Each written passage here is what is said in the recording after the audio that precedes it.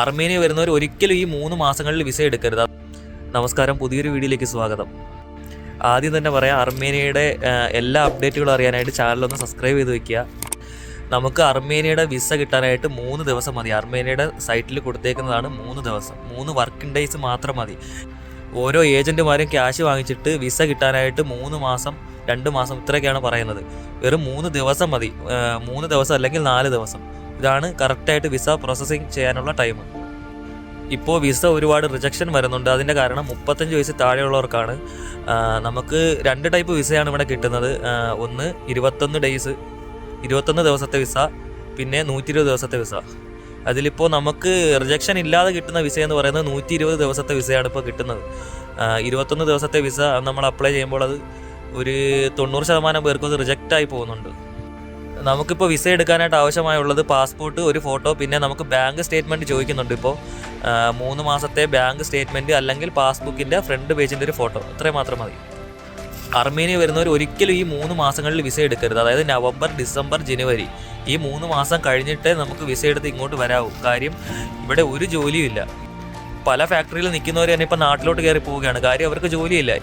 ഉള്ളവരുടെ തന്നെ സാലറി ഇപ്പോൾ വെട്ടിക്കുറച്ചുകൊണ്ടിരിക്കുകയാണ്. 6000 ഡ്രംസാണ് മിനിമം സാലറി നമുക്ക് ഇവിടെ കിട്ടുന്നത്. ഇപ്പോൾ പല കമ്പനികളും അത് 5000 ഡ്രംസിലേക്ക് മാറ്റിയിട്ടുണ്ട്. സ്ഥിരമായ ഒരു വർക്ക് പെർമിറ്റ് ഇല്ലാതെ വരുന്നതുകൊണ്ട് കമ്പനിക്ക് എന്തും ചെയ്യാം. നമുക്ക് ആരോടും പരാതിപ്പെടാൻ പറ്റില്ല, എംബസിയുമായി ബന്ധപ്പെടാൻ പറ്റില്ല. നമ്മൾ വരുന്നത് ഈ വിസയിലാണ്, എൻട്രി വിസയിലാണ്. വർക്ക് പെർമിറ്റ് അല്ലാത്തതുകൊണ്ട് നമുക്ക് കമ്പനി എത്ര സാലറി കുറച്ചാലും നമുക്കൊന്നും പറയാൻ പറ്റില്ല.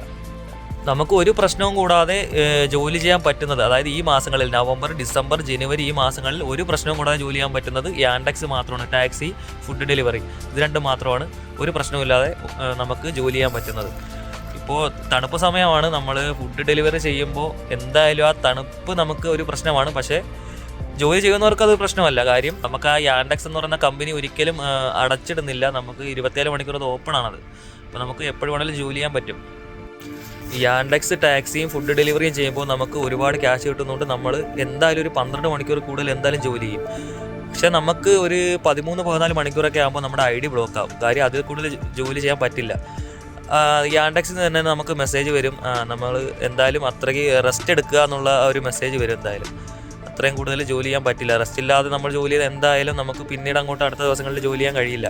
അതുകൊണ്ട് അവർ തന്നെ നമ്മൾ ID ബ്ലോക്ക് ആക്കുക. 6 മണിക്കൂറത്തേക്ക് നമ്മൾ റെസ്റ്റ് എടുത്തതിന് കഴിഞ്ഞതിന് ശേഷം മാത്രം അടുത്ത ജോലി ചെയ്യാൻ പറയും.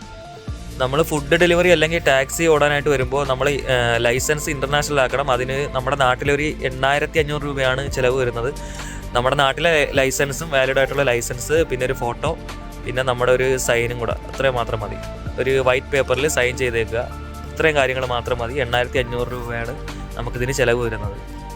നമ്മൾ ടാക്സി ഓടുകയാണെങ്കിൽ നമുക്ക് മാക്സിമം ഒരു ദിവസം നമ്മുടെ ടാക്സി റെൻറ്റും, പിന്നെ ഇവിടെ വണ്ടി പെട്രോളല്ല ഗ്യാസാണ്. ഒരുവിധം എല്ലാ വാഹനങ്ങളും ഗ്യാസാണ്. നമുക്ക് അധികം ചിലവ് വരുന്നില്ല.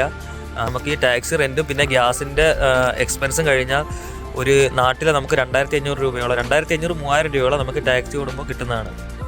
പിന്നെ നമ്മൾ ഫുഡ് ഡെലിവറി ചെയ്യുമ്പോൾ, അതായത് രാവിലെ ഒരു 8 മണി മുതൽ രാത്രി ഒരു 8 മണി 10 മണി ഈ ഒരു ടൈം വരെ നമ്മൾ ഫുഡ് ഡെലിവറി ചെയ്യുകയാണെങ്കിൽ ഏകദേശം കിട്ടുന്നത് 20,000 ഡ്രംസോളം നമുക്ക് ഒരു ദിവസം കിട്ടും. അർമേനിയൻ ഡ്രംസാണ് 20,000 ഡ്രംസ്. അതിൽ നമുക്ക് 2500 ഡ്രംസ് നമുക്ക് നമ്മുടെ 2 വീലറിനാവുന്നുണ്ട്. പിന്നെ അതിലുള്ള പെട്രോളിൻ്റെ ചിലവ്. ഇതെന്തായാലും കഴിഞ്ഞിട്ട് ഒരു ഏകദേശം നമുക്കൊരു 14,000 ഡ്രംസോളം നമുക്ക് എന്തായാലും ഒരു ദിവസം ഏൺ ചെയ്യാൻ പറ്റുന്നതാണ്. 100% ഉറപ്പുള്ള ജോലിയാണ് ഈ യാൻഡെക്സ് എന്ന് പറയുന്നത്. കാര്യം നമ്മളെ ഫോഴ്സ് ചെയ്യാനായിട്ട് ആരില്ല. നമുക്ക് ഇഷ്ടമുണ്ടെങ്കിൽ മാത്രം ഓരോ ദിവസവും പോവുക, ഇഷ്ടമുള്ള അത്രയും സമയം നമ്മൾ ജോലി ചെയ്യുക. അതാണ് ഈ യാൻഡെക്സ്. നമ്മുടെ മുമ്പിൽ ഒരു ബോസോ സൂപ്പർവൈസറോ അങ്ങനെ ആരുമില്ല. നമുക്ക് ഇഷ്ടം പോലെ നമ്മൾ എത്ര ടൈം വേണമെങ്കിലും നമുക്ക് ജോലി ചെയ്യാവുന്നതാണ്.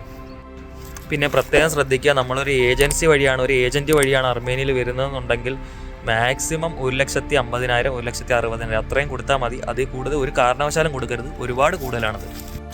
ഒരു ഏജൻസിയോ ഏജൻറ്റോ വഴി വരുമ്പോൾ നമ്മൾ എന്തായാലും ഇത്രയും കാശ് കൊടുക്കണം. സ്വന്തമായിട്ട് വരുന്നതിന് ഇത്രയും ചിലവില്ല. എൻ്റെ കഴിഞ്ഞ വീഡിയോ നോക്കിയാൽ നിങ്ങൾക്ക് മനസ്സിലാവും. 60,000 മാത്രമേ നമുക്ക് അർമേനിയ വരുന്നതായിട്ട് ചിലവ് വരുന്നുള്ളൂ. ഒരുപാട് മലയാളികൾ ഇപ്പോഴും വിസയ്ക്ക് അപ്ലൈ ചെയ്തിട്ട് കാത്തിരിക്കുന്നുണ്ട് 1 മാസത്തോളമായിട്ട്. 1 മാസമൊന്നും നമുക്ക് വിസ വരാനായിട്ട് ടൈമില്ല. ഏകദേശം ഞാൻ പറഞ്ഞില്ലേ 3 ദിവസം 4 ദിവസം. ഏജൻസിക്കാർ നല്ല ഏജൻസികളുണ്ടെങ്കിൽ പറയുന്നത് 10 ദിവസമാണ് അവർ പറയുന്നത്. പക്ഷെ നമുക്ക് വിസ കിട്ടാനായിട്ട് വെറും 3 ദിവസം അല്ലെങ്കിൽ 4 ദിവസം, ഇത്രയും ദിവസം മതി.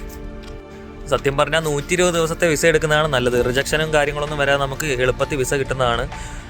21 ദിവസത്തെ വിസയ്ക്കാണ് ഇപ്പോൾ റിജക്ഷൻ ഒരുപാട് വന്നു തുടങ്ങിയിട്ടുള്ളത്. അർമേനിയയിൽ എന്ത് അപ്ഡേറ്റ് ഉണ്ടെങ്കിലും ഞാൻ അത് പോസ്റ്റ് ചെയ്യുന്നതായിരിക്കും. ചാനലൊന്ന് മറക്കാതെ സബ്സ്ക്രൈബ് ചെയ്ത് വെച്ചേക്കുക.